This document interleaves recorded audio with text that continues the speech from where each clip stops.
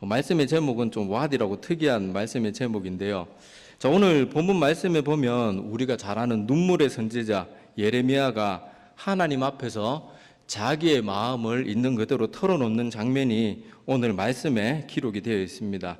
그래서 우리 예레미야는 신실한 사람이었어요. 그래서 많은 고난 가운데도 하나님의 명령을 계속해서 열심히 준행해 나가고 있었습니다. 자, 그런데 이렇게 하나님의 명령을 열심히 준행하는데 그런 예레미야에게 찾아온 것은 형통, 축복, 부귀영화 이런 게 아니고 끝없는 외로움, 그리고 핍박, 고난, 고통 이런 것들이 계속 찾아오는 거예요.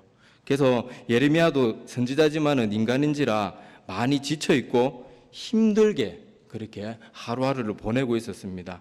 자, 그래서 예레미야뿐만이 아니고 우리 하나님의 백성들이 이렇게 고난이 계속될 때 많이 빠지는 함정이 뭔가 하면 믿음 이꼴 형통, 이 공식을 나도 모르게 계속 적용하고 있는 거예요.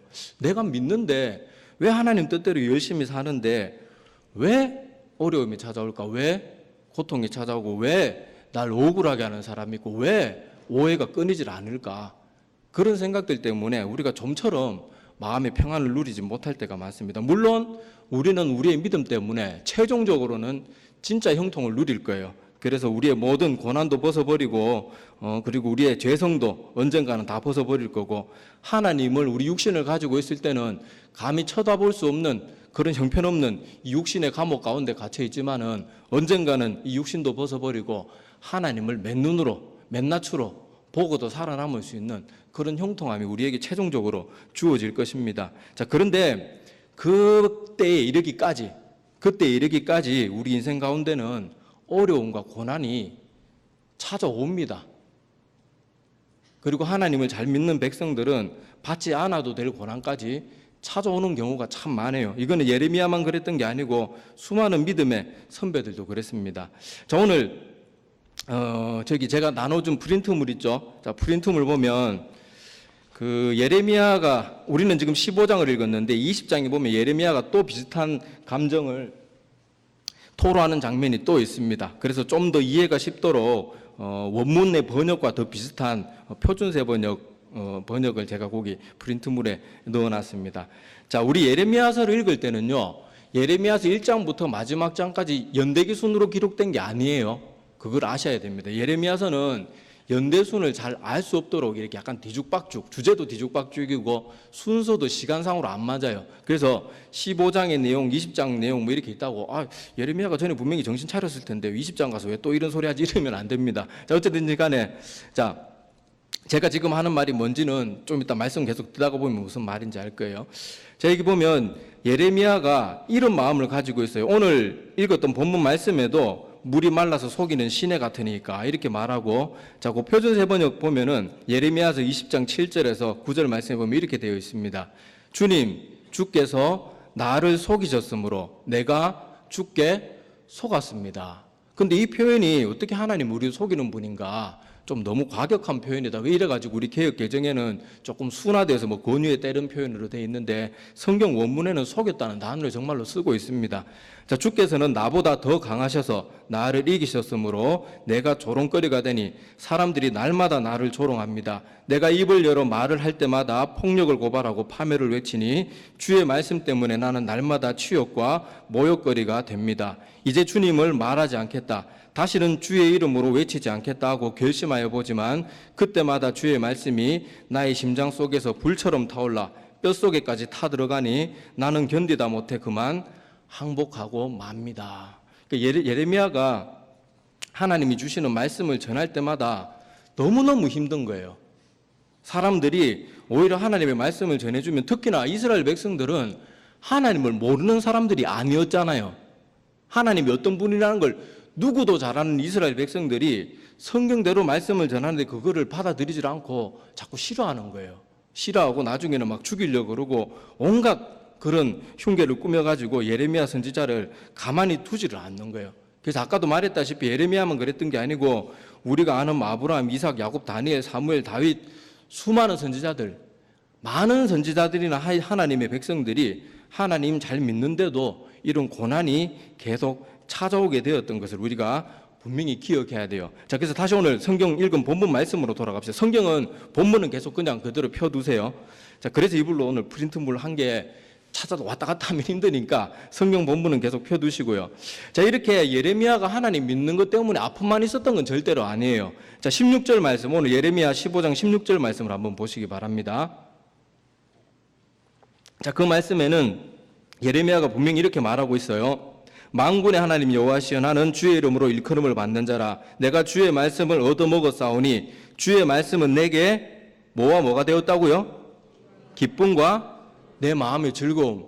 그러니까 예레미야는 하나님 믿는 것 때문에 분명히 기쁨도 있었어요. 기쁨과 즐거움과 그 하나님의 말씀이 주는 꿀보다, 송이꿀보다 더 단 그런 놀라운 말씀의 체험들이 있었단 말이에요.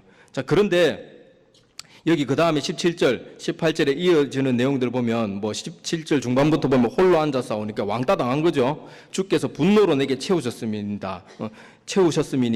그리고 18절에 나의 고통이 계속하며, 고통이 줄어들지가 않고 오히려 더 계속되는 거예요. 막 누적이 되는 거예요.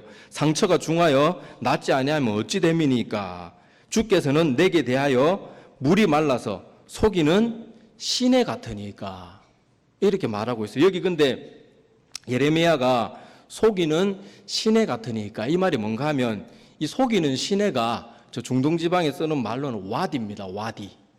와디가 뭔가 하면, 자, 여러분 사막 지역에는 1년에 비가 계속 내리는 게 아니고, 우리는 그래도 때마다 한 번씩 내리고 때 되면 내리고 이렇게 하지만은, 여러분 알다시피 저 사막 교회나 이런 데는 건기와 우기가 있어가지고, 건기 때는 그냥 몇 달이 지나도 비가 오지 않아요. 그런데 우기 때는 비가 한번 확 내리기 시작하면 그 임시적으로 하천처럼 물길이 생깁니다. 자, 그런데 그 우기가 끝나고 나면 어떻게 될까요? 차츰차츰 물이 줄어들다가 말라버려요. 자, 그런데 그렇게 물이 흘렀던 데도 이렇게 움풍 패이게 되는데, 자, 그거를 사막에 태양이 이글이글, 아지랭이가 막 이글이글 타오르는 그 사막에서 멀리서 움푹 패인 그곳을 보면, 여러분 알다시피 사막에 신기루라는 거 있죠. 신기루 현상 때문에 그 움푹 패인 곳이 공기가 막 지열이 올라오고 이런 거하고 하여튼 복합적인 그런 문제가 생겨가지고, 멀리서 보면 마치 물결이 출렁이는 것처럼, 아지랑이 때문에 물결이 출렁이는 것처럼 보이는 거예요. 그런데 막 목이 마른 사람이 그 사막 가운데서 막 불타는 심정을 가지고 막 거기까지 먼 곳까지 죽을 힘을 다해서 달려갔는데 가보니까 아무것도 없어요. 물이 말라서 아무것도 없고, 멀리서 볼 때만 진규래였고, 가까이서 보면 물이 없는 바짝 마른 시내예요. 그러니까 여러분 그 달려간 그 목마른 사람은 그 마음이 어떨 것 같아요? 너무너무 마음이 실망스럽고 마음이 아프고 그러잖아요. 우리 세월호 사건 때 처음에는 뉴스에서 전원이 다 구조됐다 그랬다가 나중에 거의 대부분 죽었다 이럴 때 우리 국민들의 마음이 어땠어요? 그 부모들 마음이 어땠겠어요? 그것처럼 차라리 없는 게 낫지. 이 와디라는 우리 거짓말 하천 우리말로 표현하면 그런 하천은 차라리 없는 이만 못한 거예요. 그러니까 와디라고는 이 표현을 쓸 만큼 지금 예레미야 선지자는 하나님에 대해서 너무너무 실망과 낭망이 큰 거예요. 하나님, 어떻게 저한테 이럴 수가 있으십니까? 저 하나님 뜻대로 순종하면서 살았잖아요. 이제는 저를 좀 쉬게 해주시고 이제는 저를 편안케 해주셔야 되는데 왜 저한테 이러십니까? 너무한 거 아닙니까? 하나님이 어때서 나한테 시원한 생명수가 되주시기는커녕 어떻게 나를 속이는 와디가 되시는가요? 하나님, 왜 저한테 이러세요? 왜 저한테 이러십니까? 하필이면 왜 접니까? 그게 지금 예레미야가 하나님 앞에 내쏟고 있는 그 심정이에요. 그래서 예레미야 여러분 누구예요? 누구보다도 믿음 좋았던 신실한 하나님의 백성 아니에요. 그런데도 이 예레미야 선지자도 이렇게 계속 고난이 끊이질 않으니까 이런 마음의 아픔 때문에 하나님을 감히 와디라고 그렇게 표현하면서까지 실망을 나타내고 있는 거예요. 그래서 우리 아까도 말씀드렸지만은 우리가 많은 착각 가운데 빠져 있는 게 뭔가 하면 하나님 잘 믿으면 내 인생 가운데 고난이 없어야 된다. 그걸 잘 벗어나지 못해요. 말씀 전하는 저는 안 그럴 것 같습니까? 인생에 어려운 문제가 딱 찾아오면 하나님 감사합니다. 고난 받을 수도 있죠. 이럴 것 같아요. 아니, 하나님 저한테 왜 이러십니까? 하나님 왜? 저 목사 되고 싶어서 된 거 아닌데요. 왜 저한테 이러십니까? 그런 생각이 얼핏 드는 거예요. 물론 우리가 믿음으로 이겨내야 되죠. 자, 그런데 이렇게 우리가 잘못된 생각을 빨리 벗어버려야 돼요. 그래서 하나님께서 이렇게 예레미야 선지자가 하나님을 향해서 와드니 뭐 속이는 시내니 이렇게 말할 때 하나님은 예레미야의 등을 두드려 주지 않았어요. 자, 오늘 말씀 19절을 한번 봅시다. 자, 19절에 보면 여호와께서 이와 같이 말씀하시되 내가 만일 돌아오면 내가 너를 다시 이끌어 내 앞에 세울 것이며 내가 만일 헛된 것을 버리고 귀한 것을 말한다면 너는 나의 입이 될 것이라. 그들은 내게로 돌아오려니와 너는 그들에게로 돌아가지 말지니라. 아주 하나님은 단호하게 반응합니다. 우리는 이럴 때 어떤 반응을 기대하는가 하면 하나님 저 좀 위로해 주셔야죠. 제 마음 다독여 주셔야죠. 그런데 하나님 그렇게 하지 않으셨어요. 여기 보니까 아주 단호하게 지금 성경 표현을 지금 이 시대 우리말로 이렇게 조금 실질적으로 변화해서 말하자면 이런 거예요. 자, 네가 지금 나한테 그렇게 불평하고 원망하고 있는데 그것은 다 너의 헛소리에 지나지 않는다. 여기 보니까 헛된 것을 버리라 그러잖아요. 너는 지금 나에 대해서 함부로 판단하고 말하는 것을 당장 그만둬야 된다. 그리고 너의 입에는 내가 주는 귀한 것으로 다시 채워야 된다. 그렇지 않으면 너는 내 앞에 설 수 없을 것이다. 하나님이 아주 단호하게 말씀하세요. 우리가 이것을 기억을 해야 됩니다. 자, 언젠가부터 우리 성도들 마음속에, 그리고 저도 포함해서 우리 많은 사람들의 마음 가운데는 하나님을 향한 이상한 믿음이 팽배해 있어요. 성경에 묘사되는 하나님은 천지 만물의 주권자십니다. 우리의 모든 생명을 주관하는 주권자고 천지 만물 우주 모든 것을 다스리고 마음대로 뜻대로 하실 수 있는 분이 하나님이시요. 그리고 하나님이 이렇게 모든 삶의 주인이신데 우리는 항상 하나님을 어떻게 생각하는가 하면 우리가 신앙생활 하다가 고난 가운데 빠져가지고 삐지면 와서 엉덩이 두드려줘야 되고, 그리고 내가 원하는 게 있으면 하나님께서 다 들어주셔야 되고, 그리고 우린 걸핏하면 이렇게 기도합니다. 하나님, 저희 기도 안 들어주면 저 이제부터 교회 안 나올 거예요. 아마 그런 기도 해보신 분 있죠? 저도 해봤어요. 근데 이거는 정말 어리석은 모습입니다. 여러분, 예수님께서 부자가 아느니, 젊은 부자가 아느니 찾아왔을 때 예수님이 뭐라 그래요? 네가 가진 거 다 팔아서 가난한 사람들에게 나누어 주라. 그리고 그 후에 나를 따르라. 그러니까 부자가 아느니 어떻게 했어요? 그걸 실천하지 못하고 슬픈 기색을 하고 돌아서서 갔잖아요. 그때 예수님이 어떻게 하셨습니까? 붙잡지 않아요. 우리는 어떻게 생각하는가 하면 우리가 그런 제스처만 취해도 하나님이 뭐 어쩔 줄은 몰라가지고 그래 네 소원 들어줄게. 재산 다 안 팔아도 되니까 조금만 팔고 그냥 그렇게 하면 내가 다 알아서 해줄게. 나머지는 내가 알아서 할게. 우리는 그렇게 하나님을 생각하는 거예요. 맨날 하나님이 날 붙들어줘야 되고 내 비위 맞춰줘야 되는 그런 존재로 생각하는 경향이 있는 거예요.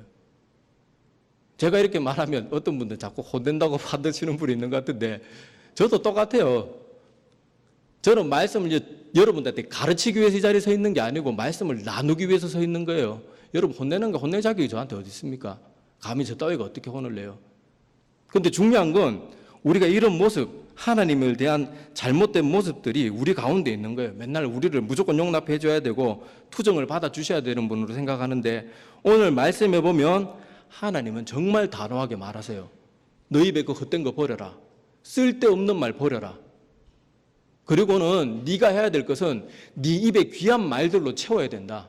다시 말하면 믿음의 말, 하나님을 신뢰하는 말, 내가 기뻐하는 말들을 채워야지. 계속 원망 불평하면 오늘 말씀을 반대로 적용하면 네가 계속 그 입에서 헛된 것을 버리지 않고 계속 헛된 말을 하고 하나님 원망하는 말을 하고 와디니 속이는 분이니 이런 식으로 하나님을 말하면 너는 내 앞에 설 수 없고 나도 너를 내 앞에 세우지 않고 나도 너를 쓰지 않을 거다.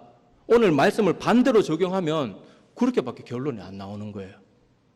그런데 우리는 자꾸 그렇게 생각하잖아요. 그래서 오늘 말씀을 통해서 우리가 마음에 새겨야 할 교훈은 이겁니다. 참된 믿음은요, 그리고 하나님께서 우리에게 요구하시는 믿음은 우리의 처지나 형편이나 환경에 좌우되는 믿음을 요구하시는 게 아니에요. 그게 아니고 하나님께서는 내 뜻대로 되지 않는 환경, 모든 게 내가 원하는 대로 되지 않고 모든 게 나를 대적하는 것 같고 하나님이 날 버려두신 것 같고 이 넓은 우주 천지 이 모든 그런 가운데 나만 홀로 떨어져 있는 것 같은 그런 상황 가운데서도 하나님은 하나님을 끝까지 신뢰하는 그 믿음을 하나님이 기쁘시게 받으시는 거예요. 자, 그래서 우리 성경, 자, 여기 프린트물 창세기 말씀을 한번 보시기 바랍니다. 자, 창세기 15장 1절부터 6절인데요. 다 읽지는 않겠습니다. 자, 내용이 뭔가 하면, 자, 아브라함에게 1절에 보면은 아브라함아 두려워하지 말라 나는 내 방패요 지극히 큰 상급이니라 뭐 이런 말을 하시고 내가 너에게 저 하늘의 별들처럼 많은 그런 자녀들을 앞으로 자손들을 너에게 줄 테니까 걱정하지 말고 그렇게 하라 뭐 그런 말씀을 하나님께서 주시죠.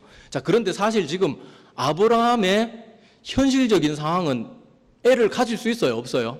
뭐 이 설교는 너무 많이 들으셔가지고 잘 아시잖아요. 지금 아브라함은 당연히 뭐 아브라함은 그래도 남자라서 그렇다 쳐도 사라가 어떤 상태예요? 경수가 끊어진 지 오래예요. 임신할 수 있는 상황이 아니에요. 그런데도 아브라함은 하나님께서 이렇게 말씀하시니까 어떻게 했어요? 자, 6절 마지막 6절 말씀을 보십시오. 아브라함이 여호와를 믿으니 여호와께서 이를 그의 의로 여기시고. 현실은 여러분 이 아브라함은 자기 자신을 보면 지금 아무 소망이 없어요. 자기가 하나님이 복 주셔서 잘 먹고 잘 살고는 있는데 잘 살면 뭐예요? 자기는 이미 노인이 되었고 그 많은 재산 물려줄 사람은 자기 종밖에 없는데 얼마나 마음이 안타깝겠어요. 그런데 도저히 될 수 없는 상황인데 하나님께서 너에게 자손을 주겠다. 주고 말한 것도 아니고 앞으로 주겠다. 그렇게 말하는데 그 말씀을 믿으니까 하나님이 그것을 아브라함의 의로 여기신 거예요. 근데 사실 여러분 아브라함이 의로운 사람인가요? 아브라함이 의롭다고 생각해요? 아브라함이 어떤 사람이었는가 하면 자기 아내가 너무 예쁘니까 자기 아내 때문에 자기가 해를 당할까 봐 뭐라 그래요? 내 누이 동생이라. 물론 거짓말은 아니었어요.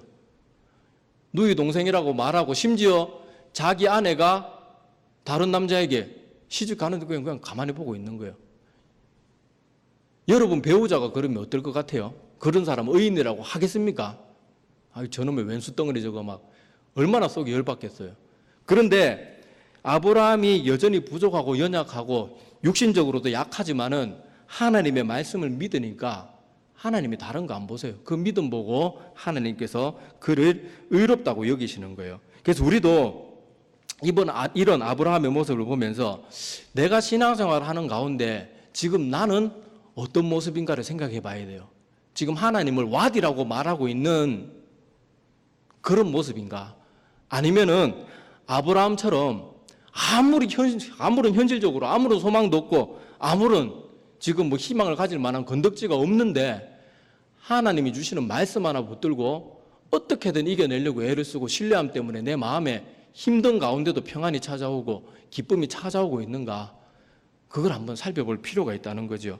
그래서 오늘 이 말씀을 통해서 우리는 이런 아브라함의 모습, 현실적으로는 도저히 답이 없는 것 같은 그런 모습을 통해서도 우리가 하나님 바라보는 그런 믿음이 되도록 기도해야 돼요.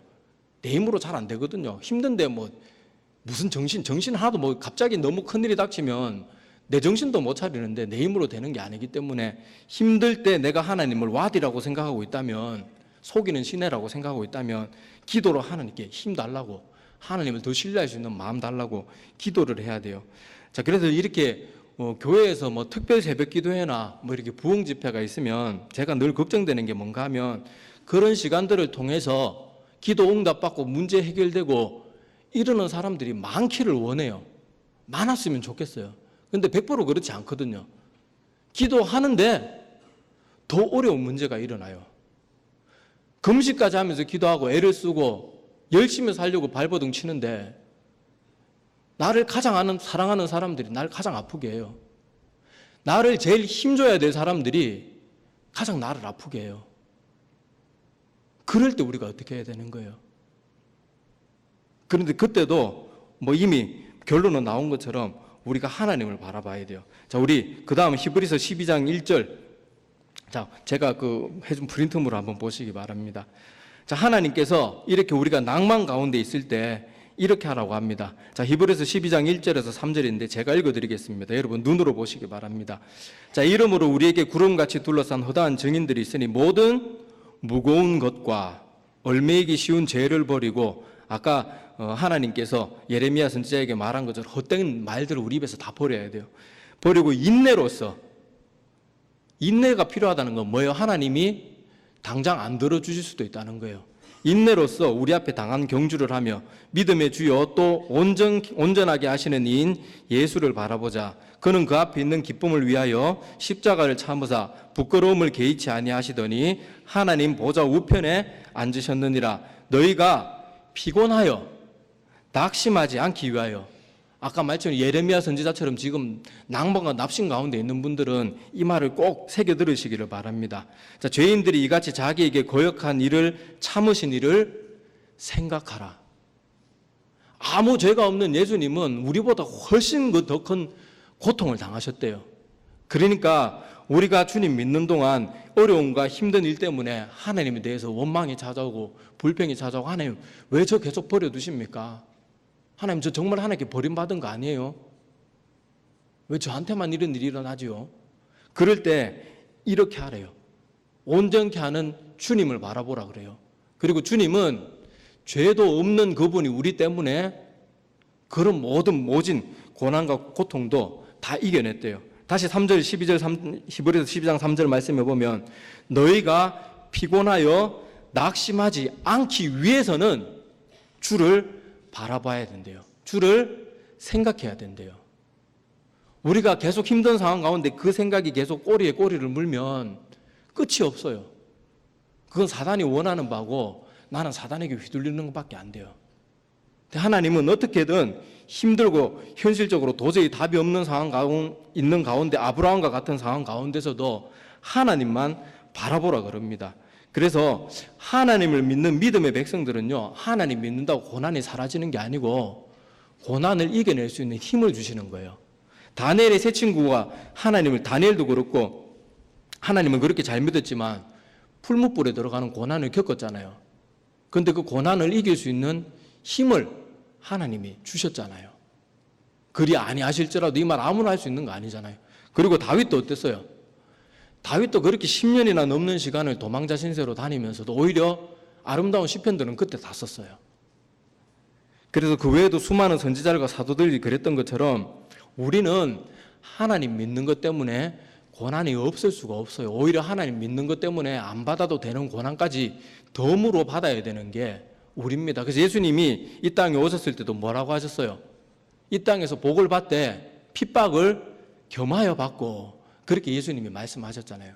그래서 하나님 잘 믿어도 고난이 찾아옵니다. 그래서 다시 말씀드리기와 건의와 하나님께서 그런 헛된 생각과 말을 버리고 다시 내게로 돌아오라, 이 말씀을 여러분들이 꼭 기억하셨으면 좋겠습니다. 그래서 아까 우리 지금까지 나눴던 말씀이 하나님 믿는 믿음의 백성들이 이 말씀을 통해서 종합해서 보면 믿음의 사람과 믿음이 없는 사람이나 아니면 가짜 믿음의 사람의 차이점이 뭔가 하면 힘든 일이 찾아오면 다 힘듭니다.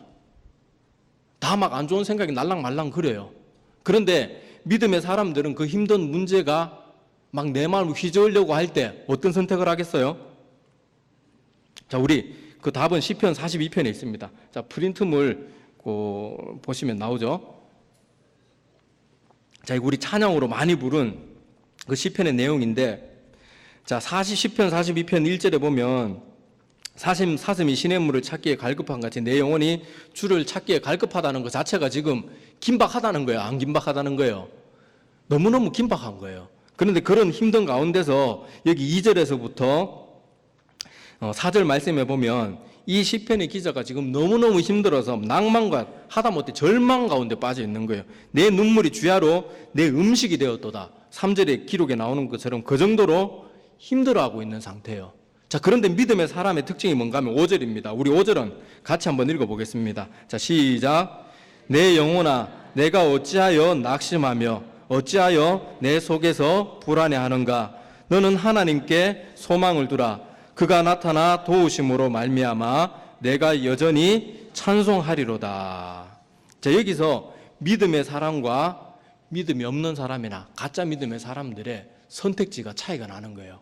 믿음의 사람들은 막 하나님 앞에 섭섭함과 막 원망과 불평이 찾아오다가도 돌이켜요.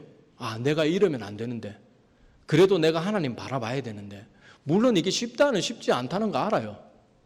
그런데 믿음의 사람들은 어떻게든 그걸 선택해 나가요. 그런데 믿음이 없는 사람들이나 가짜 믿음을 소유한 사람들은 자꾸만 육신의 생각에 휘둘려요. 그래서 거기에 잘 헤어나지 못하는데, 빨리 헤어나기 위해서는 다른 방법 없습니다. 다시 내 입에 모든 헛된 것을 버리고 우리가 주님 앞으로 돌아가야 돼요. 자, 그러면 하나님께서 어떻게 하시는가 하면 이제 성경을 보십시오. 자, 오늘 예레미야 15장 19절에서 21절에 보면 하나님께서 약속을 주십니다. 자, 예레미야가 그렇게 지금 하나님으로부터 사실 위로받고 싶어하는 마음으로 중심을 토로했는데 주님은 좀 단호하게 말씀하셨어요. 그런데 그렇다고 단호하게만 말씀하신 게 아니고 네가 만약에 그렇게만 한다면 약속의 말씀을 주시는 거예요. 자, 19절에서 21절 제가 읽어드리겠습니다. 여호와께서 이와 같이 말씀하시되 내가 만일 돌아오면 내가 너를 다시 이끌어 내 앞에 세울 것이며 내가 만일 헛된 것을 버리고 귀한 것을 말한다면 너는 나의 입이 될 것이라. 그들은 내게로 돌아오려니와 너는 그들에게로 돌아가지 말지니라. 내가 너로 이 백성 앞에 견고한 높 성벽이 되게 하리니 그들이 너를 칠지라도 이기지 못할 것은 내가 너와 함께하여 너를 구하여 건짐이라. 여호와의 말씀이니라. 내가 너를 악한 자의 손에서 건지며 무서운 자의 손에서 구원하리라. 그렇게 말합니다. 자, 이 말이에요. 지금 네가 그런 어려운 상황 가운데 있지만은 여전히 사람들은 너를 공격하고 여전히 너를 힘들게 하는 사람들은 있을 거다. 그런데 네가 지금 나라에 대해서 오해에 대한 생각, 와디라고 말하고 속이는 신에 그런 식으로 말하는 그 잘못된 말을 버리고 네가 힘들지라도 귀한 것을 네 입에 담고 신뢰함으로 내게로 돌아오면 내가 너를 다시 들었을 것이다. 너는 많은 죽어가는 백성들을 너를 통해서 하나님이 나에게로 돌아오게 해야 되는데 네가 왜 그들에게로 돌아가려 하고 있냐? 그래서는 안 된다.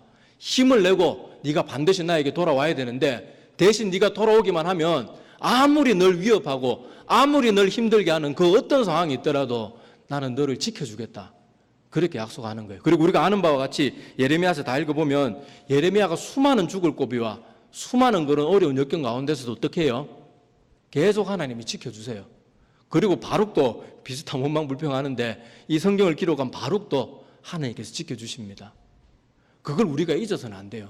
내가 당장 이것이 내 삶에 성취되는 것 같지 않고 당장 뭔가 이루어지는 것 같지 않더라도 하나님의 말씀을 신뢰하는 게 믿음이에요. 우리는 하나님에 대한 지식을 갖는 게 믿음이라고 생각하는 경향이 많은데 그게 아니고요. 하나님을 끝까지 신뢰하는 거. 아무리 힘든 상황 가운데서도 하나님이 날 도와주시고 나를 지켜주실 거라는 그 약속의 말씀을 신뢰함으로 담대하게 나가는 거. 그게 하나님을 정말 믿고 의지하는 사람의 모습이에요. 그래서 우리가 그런 모습들을 기억하셨으면 좋겠습니다. 그래서 고난의 그때 찾아오면 특별히 마음이 착한 분, 마음이 여린 분들은 자기를 좀 자학하는 경향이 있어요. 내가 죄가 많아서, 물론 고난이 찾아올 때 나의 죄를 돌아보는 것은 지혜로운 모습입니다. 그런데 지나치게 자학하면 안 돼요. 그렇다 죄를 가볍게 생각하라는 것은 아닌데 막 너무 자기를 자학하는 사람이 있어요. 근데 그렇게 해서는 안 되고요. 그래 봐야 점점 더 혼란에 빠질 뿐이고 사단의 노림수에 빠지는 것밖에 안 돼요. 그럴 때 오히려 하나님의 도우심을 구하는 것이 가장 지혜로운 그런 모습입니다. 자, 오늘 마지막 성경 우리 시편 121편 1절에서 8절. 자, 이것도 우리 많이 찬양으로 부르는 그런 시편인데, 자, 하나님은 이렇게 힘든 가운데 우리 인간들을 지켜주시는 것을 기뻐하시는 분이에요. 자, 여기 보니까 내가 산을 향하여 눈을 들이라 나의 도움이 어디서 올까? 그렇게 쭉 하고, 자, 3절. 여호와께서 너를 실족하지 아니하게 하시며 너를 지키시는 이가 졸지 아니하시리로다. 이스라엘을 지키시는 이는 졸지도 아니하시고 주무시지도 아니하시리로다. 여호와는 너를 지키시는 이시라. 여호와께서 내 오른쪽에서 내 그늘이 되시나니 낮의 해가 너를 상하지 아니하며 밤의 달도 너를 해치지 아니하리로다. 여호와께서 너를 지켜 모든 환난을 면하게 하시며 또 내 영혼을 지키시리로다. 여호와께서 너의 출입을 지금부터 영원까지 지키시리로다. 자, 이 말씀처럼 하나님께서는 고난을 다 없애주는 분이 아니고 고난 가운데 날 지켜주시는 분이라고 성경이 수도 없이 말하는데, 우리는 자꾸 고난 없는 게 바른 믿음이라고 생각해요. 고난이 찾아오면 자꾸 하나님이 날 버렸다고 생각해요. 그런 식으로 따지면 하나님이 그 많은 믿음의 우리 선배들, 수많은 사도들, 선지자들 다 버림받은 사람이게요. 아니잖아요. 지금 어떤 고난이나 자기의 여러 가지 힘든 문제들 때문에 아파하고 눈물 흘리며 몇 년씩 기도하는데도 잘 응답되지 않는 사람들, 너무 아파하지 마세요. 하나님이 이런 힘든 가운데서도 열심히 내 믿음을 지키면 그 믿음 때문에 기뻐하시는 거예요. 제가 30살 때부터 결혼 놓고 기도했는데 16년이 되도록 근데 처음에는 저도 불평 원망이 나왔어요. 하나님, 저 호렙이 되는 겁니까?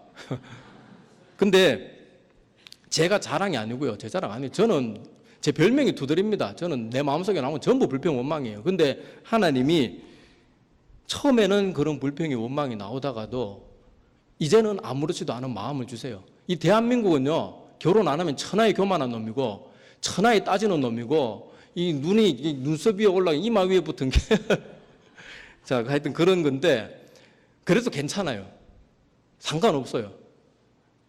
하나님이 원하시면 뭐 언제든 어떻게 되겠죠. 무책임하게 하나님께 책임을 떠맡기는 게 아니고, 내가 실수해서 놓쳤을 수도 있지만은 어쨌든 하나님이 나에게 좋은 것을 주실 거라는 그 생각은 점점 더 강해져요. 물론 약해질 때도 있어요. 제가 제일 설교자로 설 때 제일 싫은 게 뭔가 하면, 내가 막 이렇게 말하면 내가 되게 잘난 사람처럼 보이는 게 너무 싫어요. 우리 어머니한테 물어보세요. 지가 집에 가면 얼마나 짜증 잘 부리고 화내고 그러는지. 부족해요. 부족해도 말씀을 지키려고요, 애를 쓰다가 보면 나도 모르게 자라요. 나도 모르게 자라는 모습이 있어요. 그래서 예전에 내 모습 보면 요거밖에 안 됐었는데, 지금도 여전히 불평 원망이 있는데 지내놓고 보면 내가 말씀에 순종하기 위해서 열심히 애쓰는 그런 모습 가운데 살다가 보면 어느 순간 시간이 지내놓고 보면 조금씩 자라고 있는 내 모습이 있는 거예요. 그리고는 옛날에 누가 나에게 상처 주는 말을 10의 강도로 말하면 나는 막 거기에다 내 막 불평 원망까지 합쳐가지고 한 30 정도로 받아버려요. 막 저 인간, 저 사람은 10 정도밖에 이렇게 뒷담 안 깠는데 막 나는 막 30으로 받아버리는 거예요. 그런데 우리가 이렇게 하나님 믿고 의지하면서, 하나님은 반드시 날 지켜주시는 분이고 내가 하나님만 바라봐야 되는데, 저런 말 때문에 자꾸 흔들리면 안 되는데, 그러면서 훈련도 필요하거든요. 그런 식으로 훈련하다가 보면 나중에 남이 10의 상처로 나에게 말을 줘도 2, 3, 사람이니까 0은 잘 안 되는 것 같아요. 그런데도 훨씬 수월하게 이겨낼 수 있는 거예요. 근데 신앙생활 하면 이 자리에는 그런 경험이 나이가 많아도 처음인 분들이 있을 거예요. 고난이, 이런 큰 고난은 처음 당하는 분들도 있을 거예요. 그때 꼭 기억하세요. 고난 가운데 내 믿음이 가장 빛날 수 있는 시간이에요. 고난이 있을 때 하나님이 날 가장 사랑하고 날 신실하게 볼 수 있는 시간이 고난의 시간이에요. 모든 것이 평탄할 때 감사 누가 못합니까? 모든 것이 잘나고 잘 나가 있고 모든 사람이 날 칭찬하는데 내가 못할 게 뭐가 있어요? 얼마든지 간증하고 얼마든지 잘할 수 있죠. 모든 사람이 날 비방하고 날 오해하고 나에 대해서 욕하고 왕따시키고 내 가슴을 아프게 하는 소리하고, 심지어 나를 가장 사랑하는 친구나 내 가족이 내 가슴을 후벼 파는 소리를 할 때, 그때도 하나님 괜찮습니다. 제가 많이 힘들고 눈물은 뚝뚝 떨어지지만은 제가 억지로 썩소라도 좀 지워볼게요. 그런 게 진짜 믿음이에요. 그러니까 고난의 때 물론 쉬운 거 아니라는 거 잘 압니다. 이렇게 말하는 저한테 아이고 목사님이 저 같은 상황에 당해보세요. 그렇게 말할 수 있는가? 니나 잘하세요. 그런 생각할 수 있을지 모르지만은, 근데 하나님은 우리 믿음을 주실 때 아까 말한 것처럼 우리 형편이나 이런 것을 봐주시는 분이 아니에요. 네가 아무리 힘들고 아무리 어려워도 네 가운데서 헛된 거 버려야 된다. 오히려 귀한 것을 내 입에 담고 네가 내게로 돌아와야 된다. 그러면 내가 널 다시 들어 쓰겠다. 그게 하나님이 주시는 말씀이거든요. 그래서 우리는 되든 안 되든 어떻게든 하나님 말씀대로 살려고 발버둥 치는 모습이 필요해요. 그러면 하나님이 힘 주실 걸 저는 확신합니다. 제발 이겨내세요. 힘든 일 때문에 흔들리지 말고 마음 아파하지 말고 사람들이 주는 한두 마디 말 때문에 제발 마음 아파하지 마세요. 내가 그렇게 안 하면 괜찮아요. 내가 나쁜 짓 안 했는데 사람들이 막 저 나쁜 놈 어쩌고저쩌고 얘기해도 신경 쓰지 마세요. 진실이 아닌 건요, 조금 시간 지나면 다 없어집니다. 다 흩어져 없어져요. 신경 안 쓰셔도 돼요. 그거에 휘둘리면 내가 그 사탄이 주는 함정에 빠지고 있는 거예요. 근데 오히려 그 사람 위해서 기도해주고 저 사람이 아직 부족한가 보다. 나도 저런 모습이 혹시 있지 않을까. 하긴 나도 저랬었는데 그렇게 또 마음을 고쳐먹고 억지로라도 그런 마음을 품고 바른 생각을 가지기 위해서 했으면 하나님이 자꾸 더 놀라운 걸 주세요. 더 큰 위로를 주세요. 성경 말씀이 막 열려져요. 근데 계속 나를 힘들게 하는 것 때문에 휘둘리고 막 거기에 계속 목매달려 다니면 모든 게 싫어져요. 하나님도 싫어져요. 다 싫어져요. 막말로 다 때려치우고 싶어요. 그러면 안 돼요. 저는 그런 실수 해봤기 때문에 여러분들 절대로 그러지 마세요. 어떻게든 하나님의 말씀을 따르고 순종하기 위해서 아무리 힘들고 눈물이 나고 아무리 고통스러워도 그것을 이겨내기 위해서 내 마음은 눈물이 왈칵왈칵 쏟아져도 끝까지 하나님, 저 하나님만 바라보도록 도와주세요. 힘주세요. 내 힘으로 안 돼요. 하나님, 나 저 사람이 너무 미운데 하나님이 사랑하라 그러니까 하나님 저 사람 복 주세요. 저 꼴보기 싫은 인간 잘 먹고 잘 살게 해주세요. 기도하면 달라져요. 이거는 제가 직접 체험해 봐서 알아요.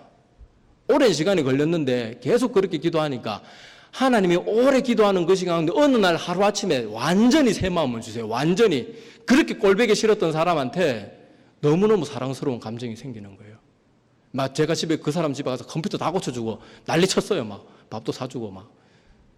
그러니까 걱정하지 마세요. 순종, 아까 제가 사랑하는 마음으로 기도한 거 아니잖아요. 저 인간 잘 먹고 잘 살게 해주세요.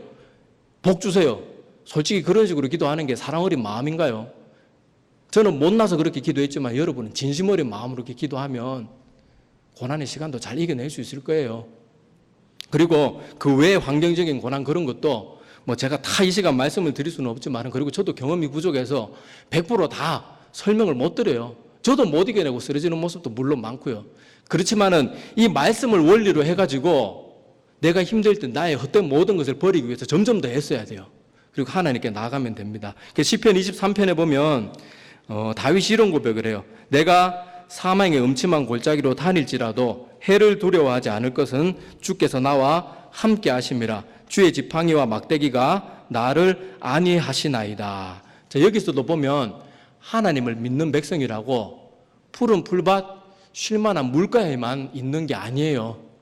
때로는 더 좋은 곳으로 이동하기 위해서 사망의 음침한 골짜기로 지나기도 하는데 나를 지켜주시는 하나님이 계시니까 내가 든든한 거예요.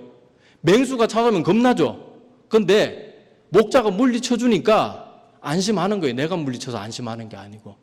그러니까 그 하나님 붙들고 살기를 바랍니다. 하나님은 우리를 속이는 와디가 아니에요. 우리를 지키시는 그분이 바로 하나님입니다. 우리가 하나님의 길을 걸어갈 때 고난이 사라지는 것이 아니고 주의 지팡이와 막대기가 하시기 때문에 내가 해를 두려워하지 않고 나의 생명의 주인이신 그 목자를 바라보고 가기 때문에 우리가 신앙의 여정을 마칠 수 있는 겁니다.